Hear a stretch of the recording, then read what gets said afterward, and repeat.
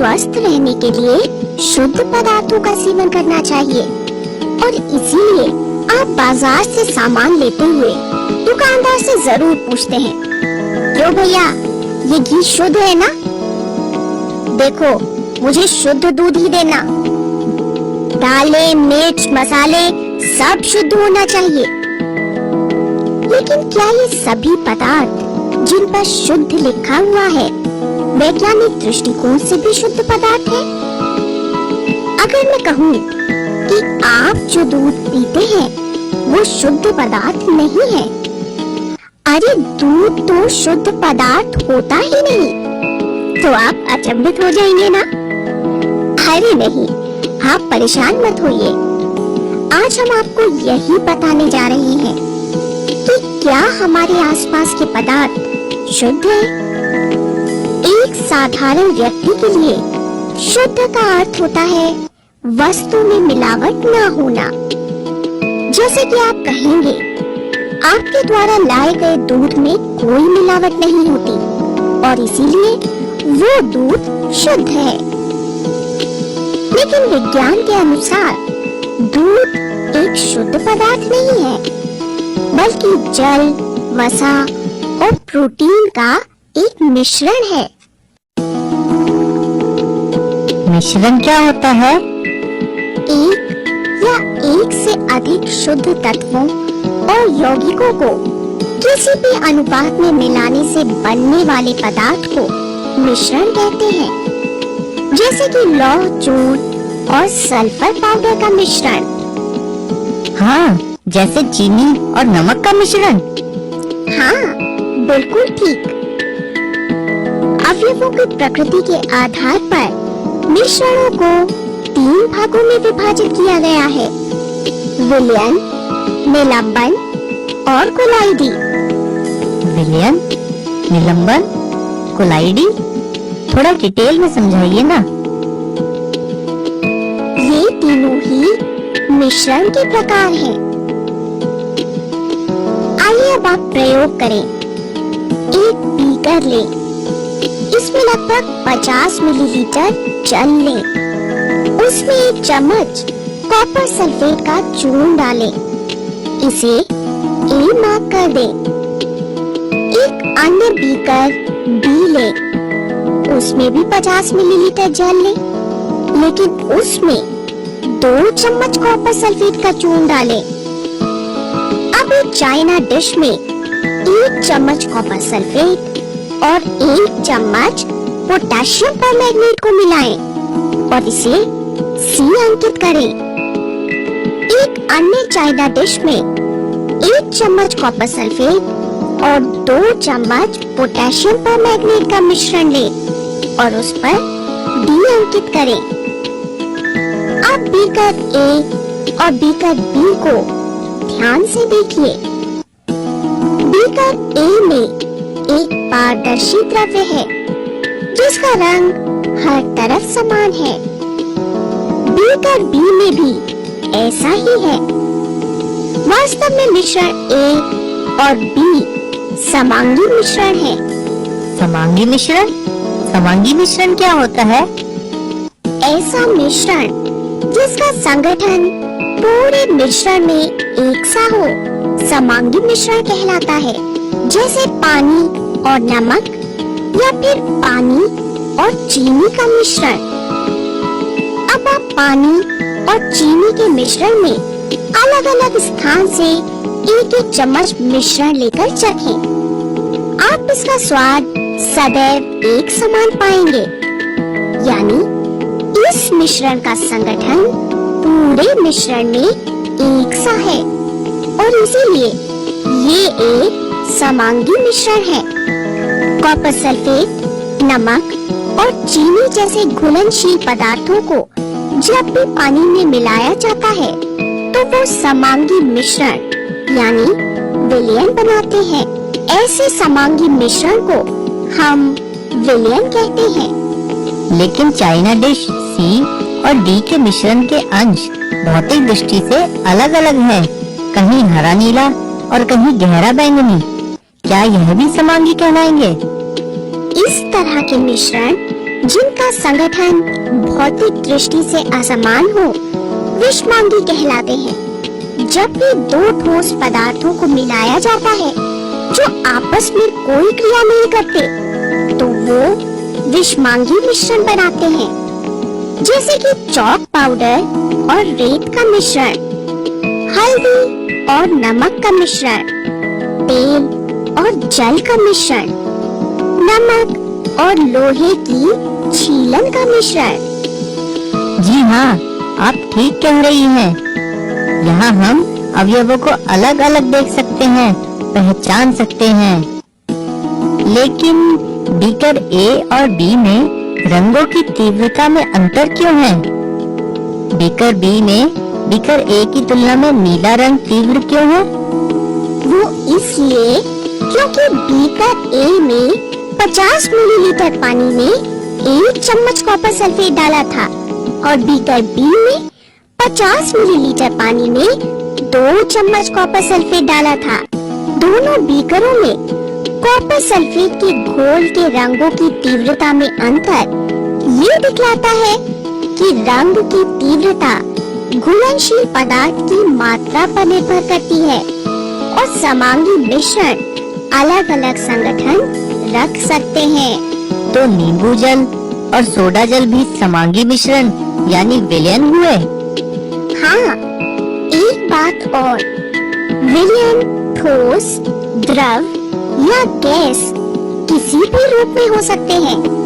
जैसे मिश्र धातु 2 या 2 से अधिक धातुओं का एक ठोस विलयन है।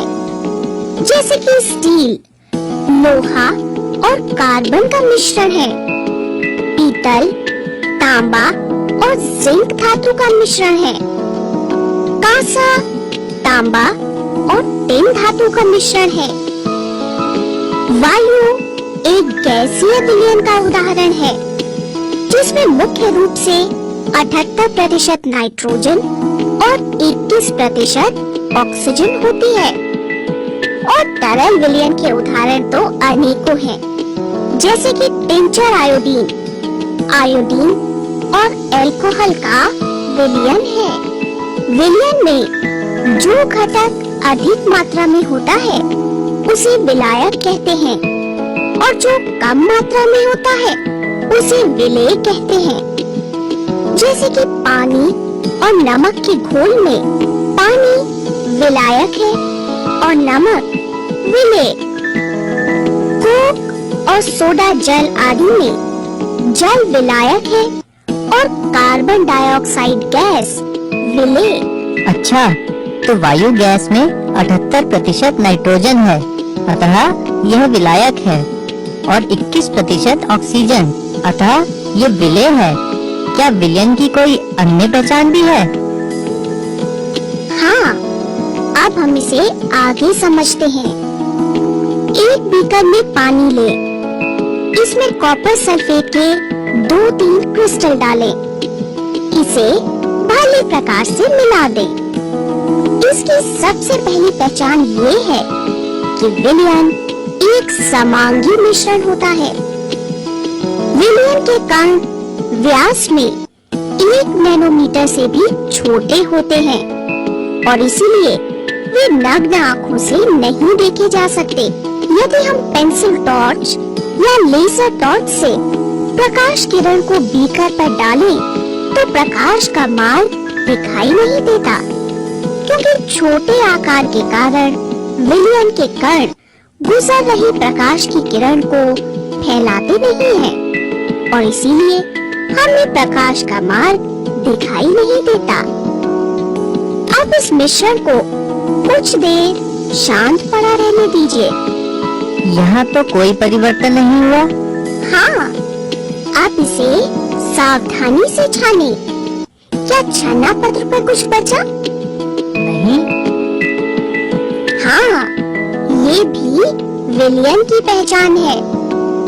छानने की विधि द्वारा विलेय के कणों को विलयन से अलग नहीं किया जा सकता और विलयन को शांत छोड़ देने पर भी विलेय के कण नीचे नहीं बैठते हैं और इसीलिए हम ये कह सकते हैं कि विलयन स्थायी होते हैं। अब एक बीकर में 50 मिलीलीटर जल लेकर उसमें 1 चम्मच कॉपर सल्फेट डालें और इस सारी प्रक्रिया को पुनः दोहराएं। यह भी समांगी मिश्रण यानी विलयन है। यह भी प्रकाश के मार्ग को नहीं दिखा रहा। शांत रखने पर विलय के कण नीचे नहीं बैठ रहे और छानने पर भी कॉपर सल्फेट को जल से अलग नहीं किया जा सकता।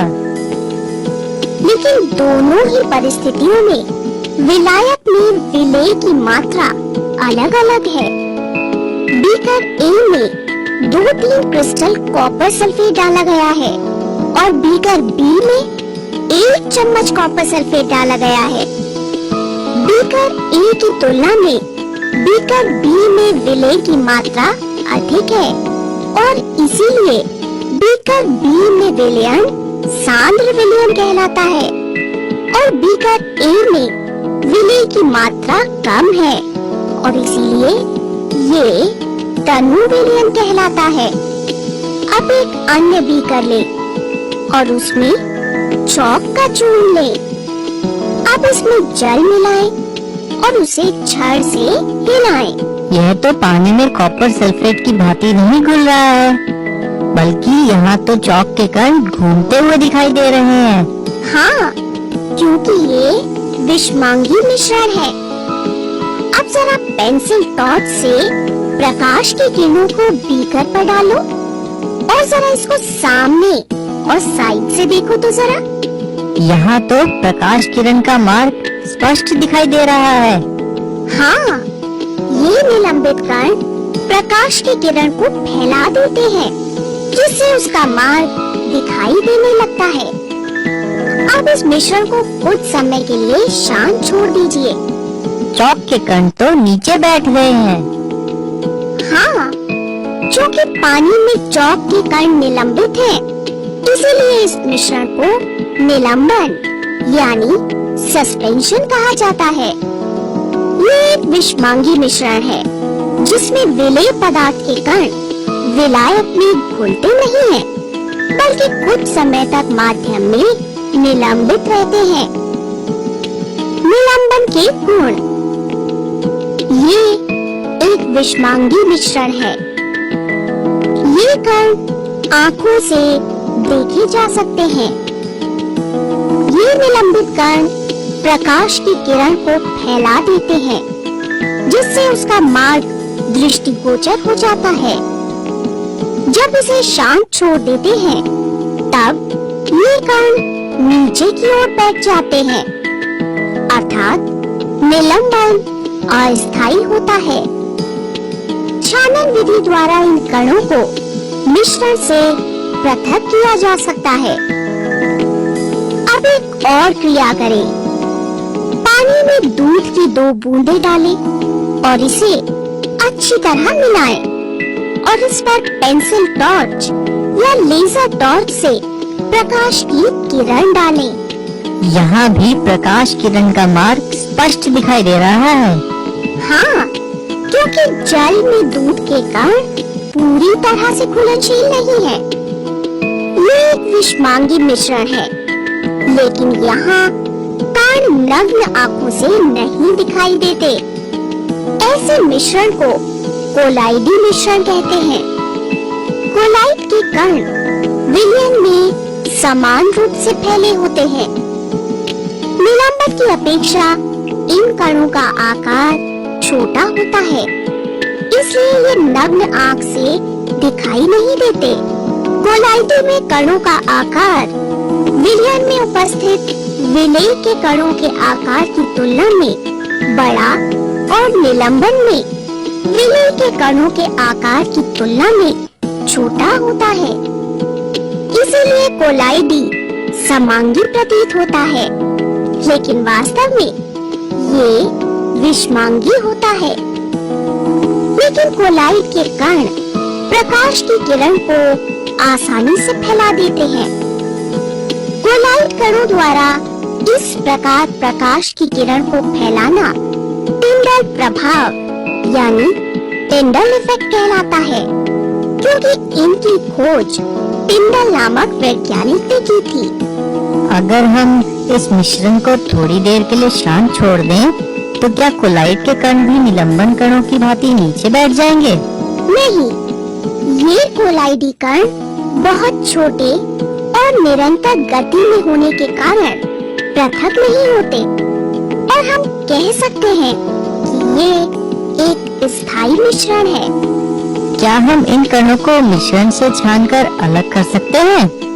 नहीं, कोलाइडी कणों को छानकर मिश्रण से पृथक नहीं किया जा सकता।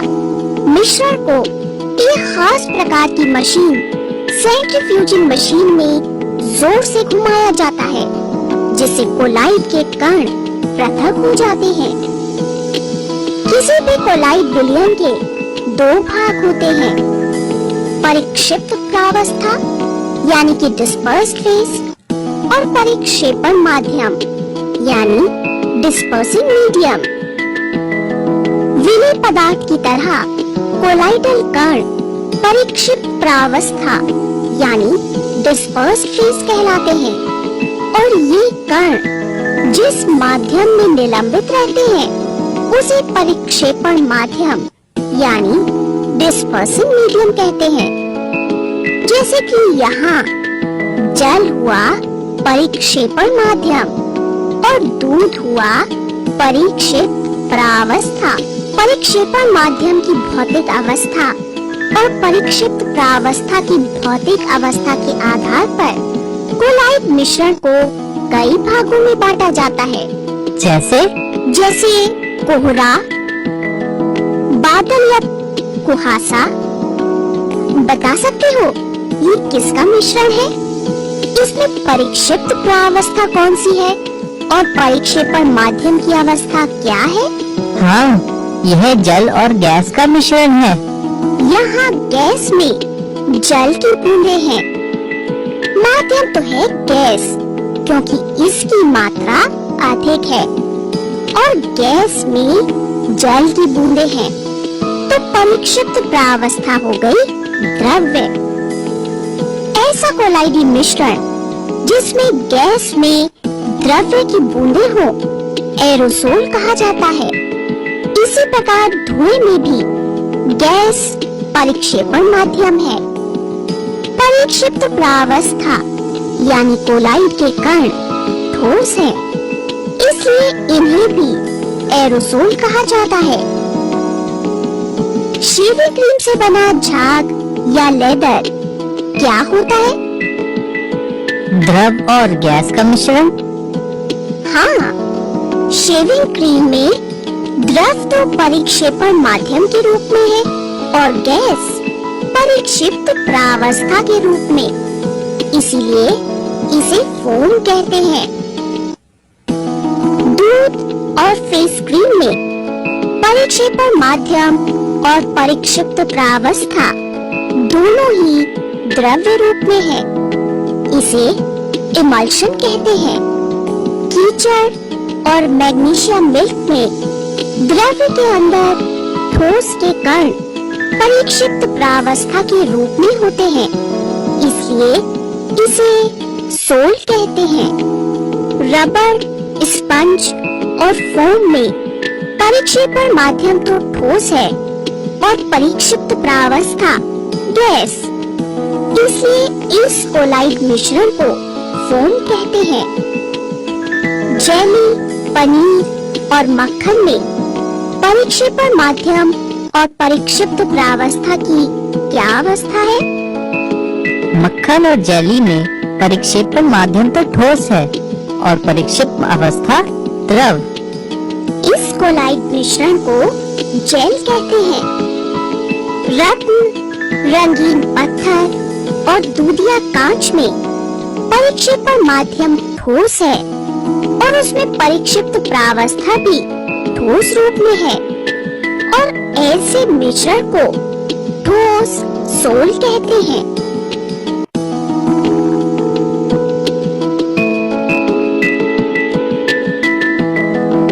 अच्छा, एक बात बताओ, क्या तुम जानते हो मिश्रण के अवयवों को किस प्रकार अलग किया जा सकता है?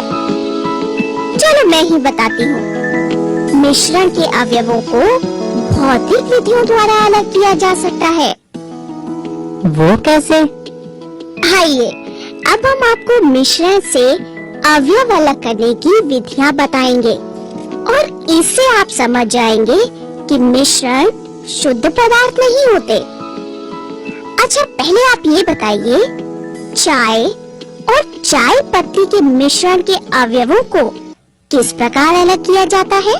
चाय पत्ती को छानकर मिश्रण से अलग करते हैं। बिल्कुल ठीक।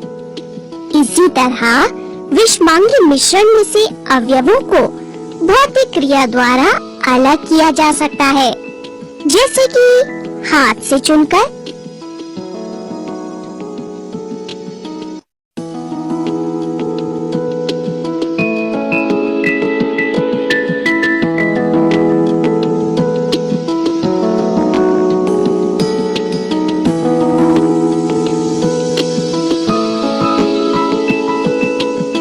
छन्नी से छानकर या फिर चुंबक के द्वारा। कभी कभी मिश्रण से घटकों को अलग करने के लिए विशेष तरीकों का भी प्रयोग किया जाता है। जैसे यदि आप स्याही से रंग वाले घटक को अलग करना चाहें, तो आप उसे छानकर, चुनकर या फिर चुंबक की मदद से तो अलग नहीं कर सकते। तो फिर आप उन्हें कैसे अलग करेंगे? चलिए हम समझाते हैं। एक बीकर ले, उसे जल से आधा भर ले। एक वॉच ग्लास ले। अब वॉच ग्लास में स्याही की कुछ बूंदें डालें।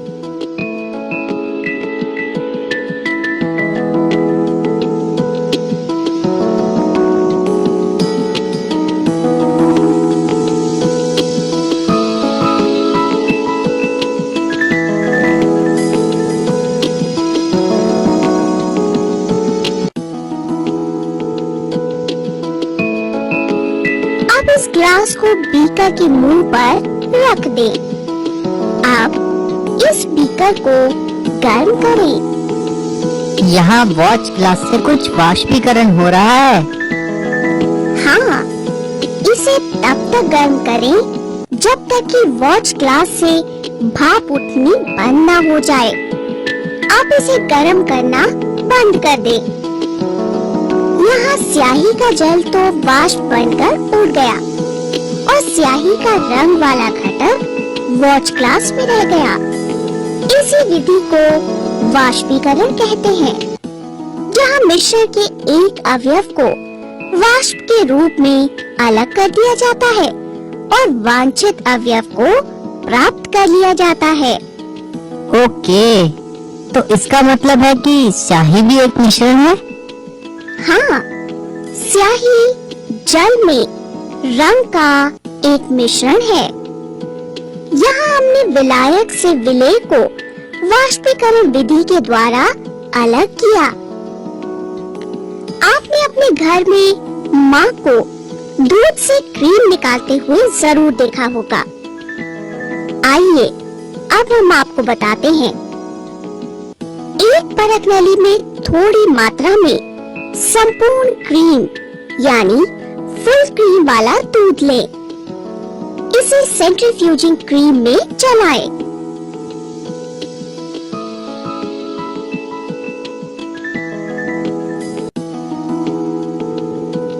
अरे, यहाँ तो क्रीम दूध से अलग हो गई। सेंट्रीफ्यूजिंग मशीन में यह कैसे संभव होता है? जब अपकेंद्रीय यंत्र को तेजी से घुमाया जाता है, तो द्रव्य में उपस्थित भारी कण नीचे की ओर रह जाते हैं और हल्के कण ऊपर आ जाते हैं।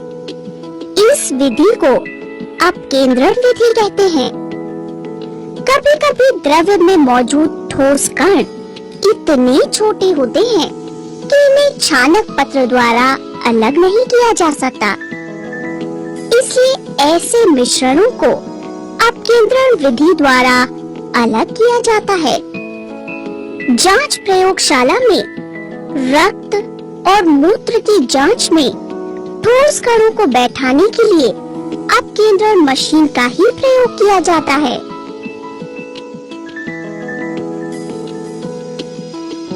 कपड़े धोने की मशीन में भीगे हुए कपड़ों से जल निचोड़ने के लिए भी इसी विधि का प्रयोग किया जाता है। अच्छा, अब तुम बताओ, तेल और जल के मिश्रण में से अवयवों को किस प्रकार अलग किया जा सकता है? आइए हम आपको अघुलनशील द्रवों को अलग करने का तरीका बताते हैं। एक पृथक्करण कीप लें। तेल और जल के मिश्रण को पृथक्करण कीप में डालें। इसे कुछ देर के लिए शांत छोड़ दें। द्रव अपने घनत्व के अनुसार विभिन्न परतों में अलग हो जाएंगे। जैसे कि जल भारी है तो नीचे और तेल हल्का है तो ऊपर। अब एक बीकर को पृथक्करण कीप के नीचे रखें। पृथक्करण कीप की स्टॉप कॉर्क को खोलें। सावधानी से बीकर में जल की परत को निकाल लें। जैसे ही तेल नीचे पहुंचे, स्टॉप कॉर्क को बंद कर दें। अब एक अन्य बीकर में तेल को अलग कर लें।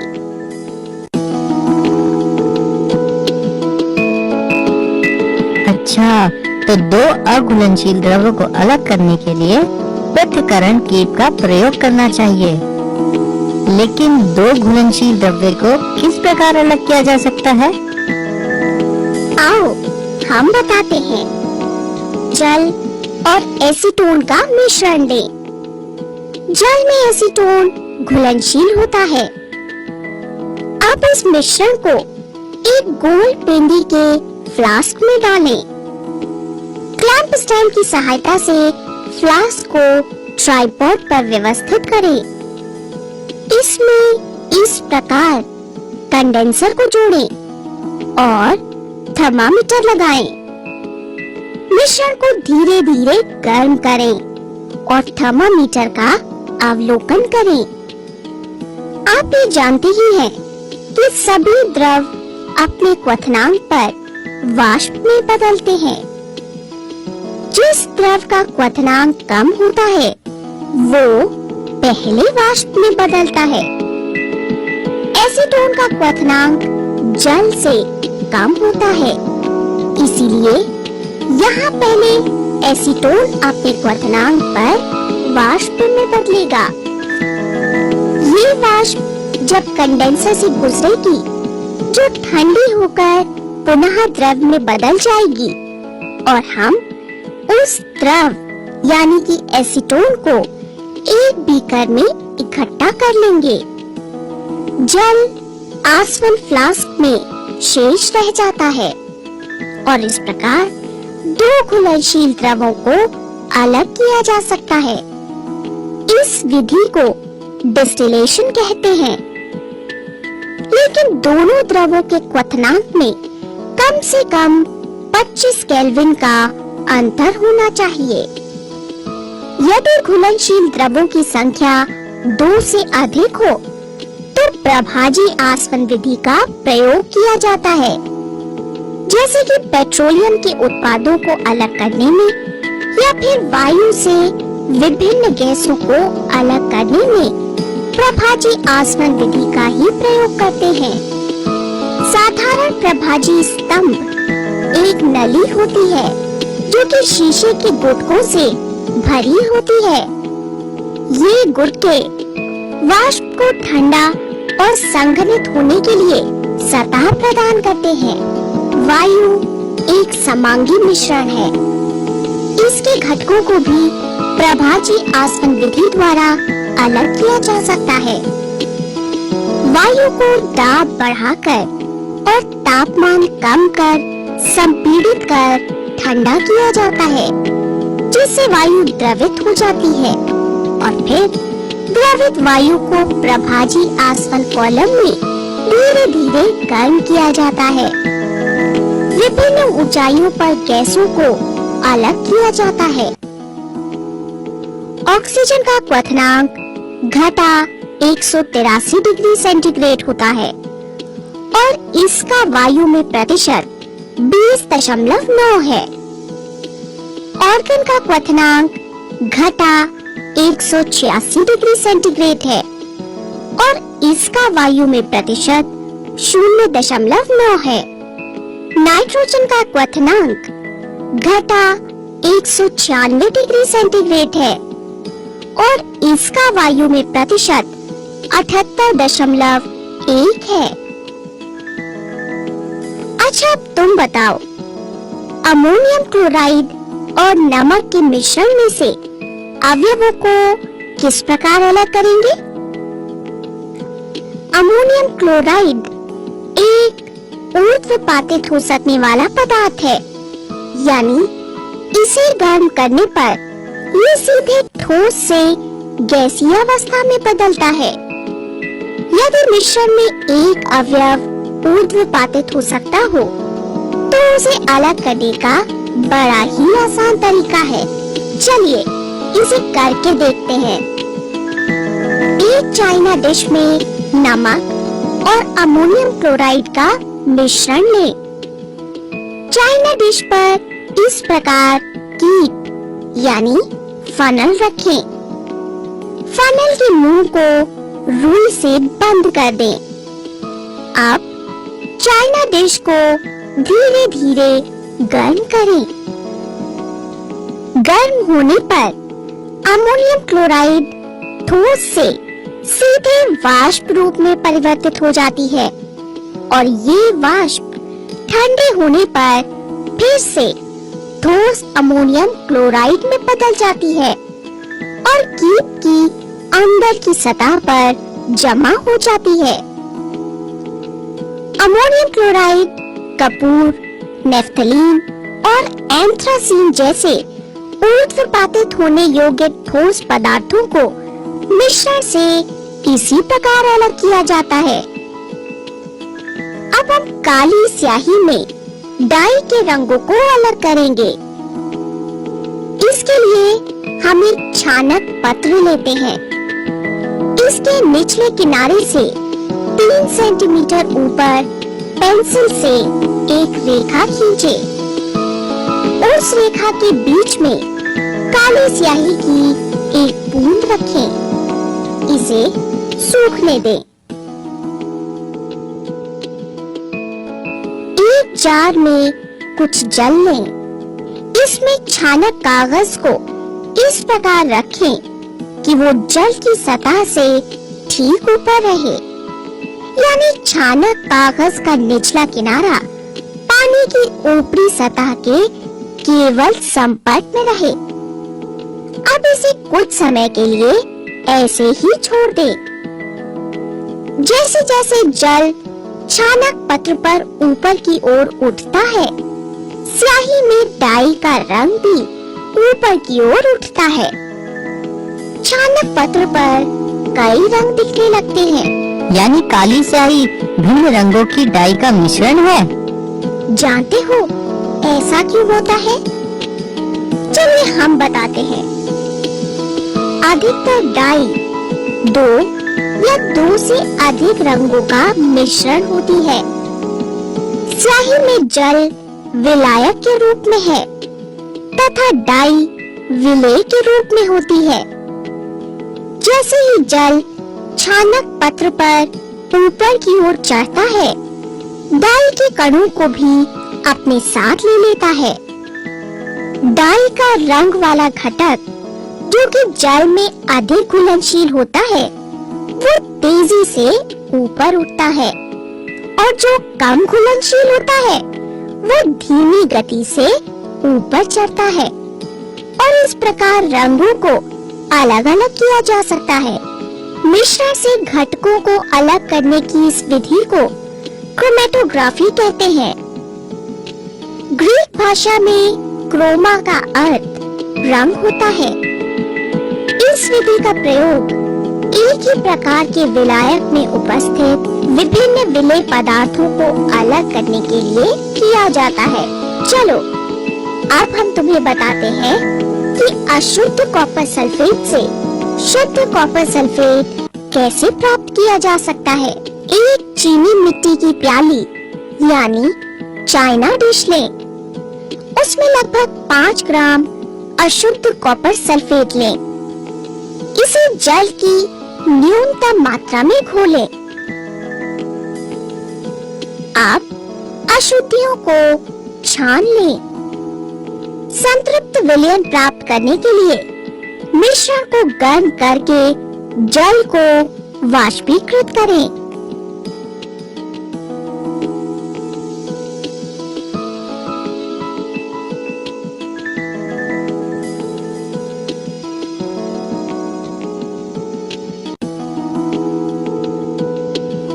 अब विलयन को छानक पत्र से ढककर कमरे के तापमान पर ठंडा होने के लिए शांत छोड़ दें। अब इस चीनी मिट्टी की प्याली में देखें। अरे यहाँ तो कॉपर सल्फेट के नीले नीले क्रिस्टल हैं। ये है शुद्ध कॉपर सल्फेट के क्रिस्टल। ठोस पदार्थों को शुद्ध करने के लिए इसी विधि का प्रयोग किया जाता है। जब हम समुद्री जल से नमक प्राप्त करते हैं तो उसमें कई अशुद्धियाँ होती हैं। उन अशुद्धियों को क्रिस्टलीकरण विधि द्वारा ही अलग किया जाता है। अशुद्ध फिटकरी के नमूने से शुद्ध फिटकरी प्राप्त करने के लिए भी इसी विधि का प्रयोग किया जाता है। वाष्पीकरण और क्रिस्टलीकरण विधि में क्या अंतर है? क्रिस्टलीकरण विधि वाष्पीकरण से बेहतर है, क्योंकि वाष्पीकरण विधि में हमें द्रव्य को वाष्प बनाकर हटाना होता है। कुछ ठोस गर्म करने पर विघटित हो जाते हैं या फिर झुलस जाते हैं, जैसे कि चीनी गर्म करने पर झुलस जाती है। इसीलिए क्रिस्टलीकरण विधि वाष्पीकरण विधि से बेहतर है। मिश्रण की प्रकृति के अनुसार ही मिश्रण के घटकों को पृथक करने की विधि का प्रयोग किया जाता है। तो मिश्रण तो शुद्ध पदार्थ नहीं हुए, तो शुद्ध पदार्थ कौन से होते हैं? विज्ञान की दृष्टि से केवल 2 ही प्रकार के पदार्थ शुद्ध होते हैं, तत्व और यौगिक। ये तत्व और यौगिक क्या होते हैं और ये शुद्ध क्यों कहलाते हैं? सबसे पहले रॉबर्ट बॉयल ने सन 1661 में तत्व शब्द का प्रयोग किया था और फिर फ्रांस के रसायनज्ञ एंटोनी लॉरेंट लवाइजिए ने तत्व शब्द को प्रतिपादित किया। लवाइजिए के अनुसार पदार्थ का मूल रूप, जिसे रासायनिक प्रक्रिया द्वारा अन्य सरल पदार्थों में विभाजित नहीं किया जा सकता, तत्व कहलाते हैं। जैसे कि चांदी, सोना, तांबा, सल्फर, कार्बन इत्यादि। अभी तक वैज्ञानिक लगभग 114 तत्वों के बारे में जानते हैं, जिनमें से 92 तत्व प्राकृतिक हैं और शेष मानव निर्मित तत्व हैं। अधिकतर तत्व तो ठोस हैं। केवल 11 तत्व कमरे के तापमान पर गैसों के रूप में पाए जाते हैं और 2 तत्व पारा और ब्रोमीन कमरे के तापमान पर द्रव रूप में होते हैं। गैलियम और सीजियम तत्व कमरे के तापमान से कुछ अधिक तापमान पर द्रव्य अवस्था ले लेते हैं। सभी तत्व शुद्ध पदार्थ होते हैं। तत्वों को उनके गुणों के आधार पर 3 भागों में बांटा जाता है: धातु, अधातु और उपधातु। इनको किन गुणों के आधार पर धातु, अधातु और उपधातु में वर्गीकृत किया जाता है? धातुएं चमकीली होती हैं और ये अधिकतर ठोस होती है, लेकिन पारा एक ऐसी धातु है जो कमरे के तापमान पर द्रव होता है। धातुओं को खींचकर इनकी तारें बनाई जा सकती हैं और इसीलिए हम कहते हैं कि धातुएं तन्य होती हैं। इन्हें पीटकर इनकी चादरें बनाई जा सकती हैं। धातुओं के इस गुण को आघातवर्ध्यता कहते हैं, यानी धातुएं आघातवर्ध्य होती हैं। ये प्रतिध्वनिपूर्ण होती हैं। ये ताप और विद्युत की सुचालक होती हैं। अच्छा, तो अधातुओं की क्या पहचान है? अधातुओं के उदाहरण हैं हाइड्रोजन, गंधक, ऑक्सीजन, आयोडीन, कार्बन, ब्रोमीन और क्लोरीन। अधातु चमकीली नहीं होती, लेकिन इसका एक अपवाद भी है और वो है आयोडीन। आयोडीन एक अकेली चमकदार अधातु है। ये तन्य नहीं होती, यानी इन्हें खींचकर इनकी तारें नहीं बनाई जा सकती। ये आघातवर्ध्य भी नहीं होती, यानी इन्हें पीटकर इनकी चादरें भी नहीं बनाई जा सकती। ये ताप और विद्युत दोनों की ही कुचालक होती है। लेकिन यहाँ भी एक अपवाद है और वो है कार्बन का अपरूप ग्रेफाइट। ग्रेफाइट विद्युत और ताप का सुचालक होता है। कुछ तत्व धातु और अधातु के बीच के गुणों को दर्शाते हैं, जैसे कि बोरॉन, सिलिकॉन और जर्मेनियम। इन्हें उपधातु कहते हैं। अच्छा, तत्व के बारे में तो समझ आ गया। अब ये यौगिक क्या होते हैं?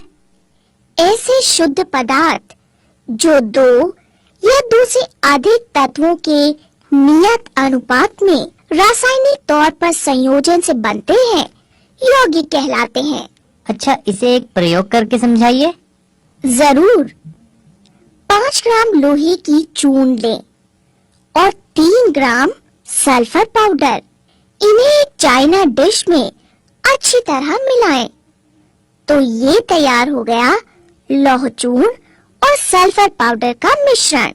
अच्छा, जरा ये तो बताओ, क्षार चुंबक के प्रति लोहे का क्या व्यवहार होता है? चुंबक लोहे को अपनी ओर आकर्षित करता है। बिल्कुल ठीक। तो देखो, ये रहा क्षार चुंबक। इसे कागज में लपेटकर इस प्रकार लौह चूर्ण और सल्फर पाउडर के मिश्रण के पास लाते हैं। देखिए, लौह चूर्ण चुंबक से चिपक गया। चुंबक को कागज में क्यों लपेटते हैं? जिससे लौह चूर्ण को आसानी से चुंबक से अलग किया जा सके। चलो, अब लौह चूर्ण को चुंबक से अलग कर देते हैं। अब लौह चूर्ण और सल्फर पाउडर के चूर्ण का कुछ भाग चाइना डिश में लेकर तीव्र ताप पर लाल होने तक गर्म करते हैं।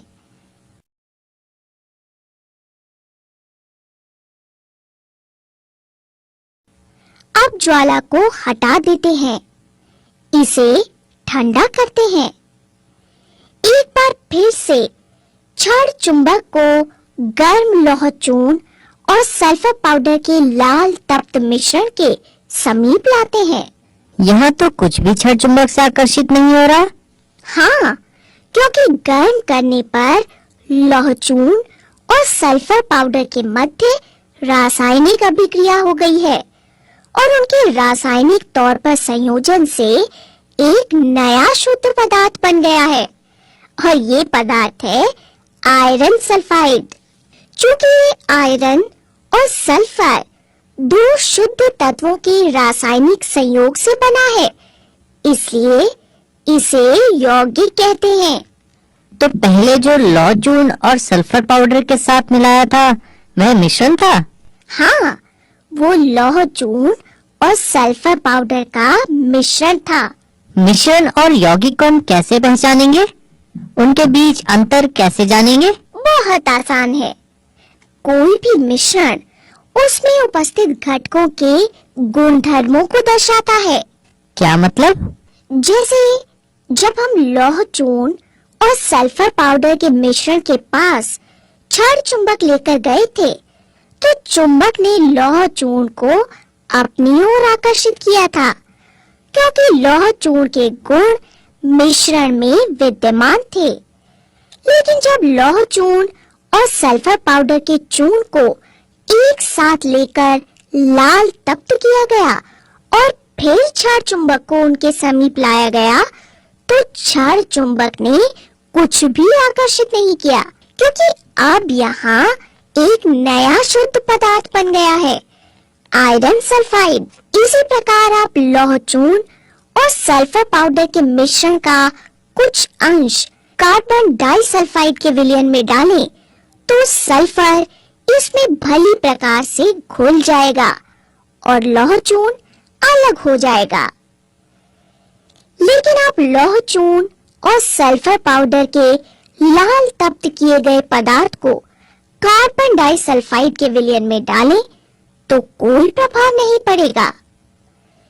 इसी प्रकार मिश्रण और नए बने पदार्थ का कुछ अंश अलग अलग परख नली में तनु हाइड्रोक्लोरिक अम्ल में मिलाएं। लौह चूर्ण और सल्फर पाउडर के मिश्रण में तनु हाइड्रोक्लोरिक अम्ल डालने पर धीमी गति से हाइड्रोजन गैस निकलती है, जो जलती हुई माचिस की तीली के साथ पॉप की आवाज करती है। लेकिन लौह चूर्ण और सल्फर पाउडर को गर्म करने से प्राप्त यौगिक के साथ तनु हाइड्रोक्लोरिक अम्ल सड़े अंडे जैसी गंध वाली हाइड्रोजन सल्फाइड गैस बनाता है। ऐसा इसलिए होता है क्योंकि मिश्रण में तो संगठक तत्वों यानी अवयवों के गुण बने रहते हैं, लेकिन यौगिक के गुणधर्म संगठक तत्वों यानी उसके अवयवों के गुणधर्म से पूरी तरह भिन्न होते हैं। मिश्रण के घटकों को भौतिक विधियों द्वारा आसानी से अलग किया जा सकता है, जबकि यौगिक के घटकों को केवल रासायनिक या वैद्युत रासायनिक प्रक्रियाओं द्वारा ही अलग किया जा सकता है। यौगिक का संगठन पूरे पदार्थ में समान होता है और यौगिक की बनावट और रंग भी सभी स्थानों पर समान होता है। अच्छा, इन्हीं गुणों के आधार पर हम मिश्रण और यौगिक को पहचान सकते हैं। बिल्कुल ठीक।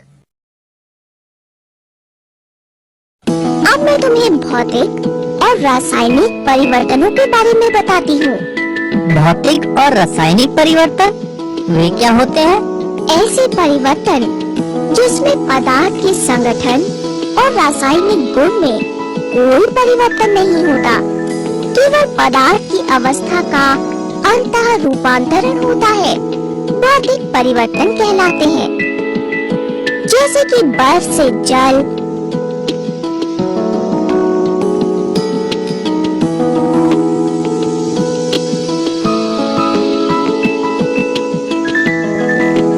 और जल से वाष्प का बनना। भौतिक परिवर्तन में पदार्थ के भौतिक गुणों जैसे कि रंग, कठोरता, दृढ़ता, बहाव,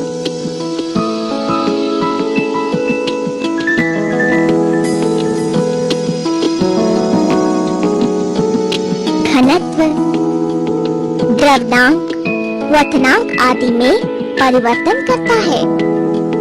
लेकिन ऐसे परिवर्तन जिनमें अभिकारक से उत्पाद बनने पर पदार्थ के रासायनिक संगठन तथा रासायनिक गुणों में परिवर्तन आता है, रासायनिक परिवर्तन कहलाते हैं।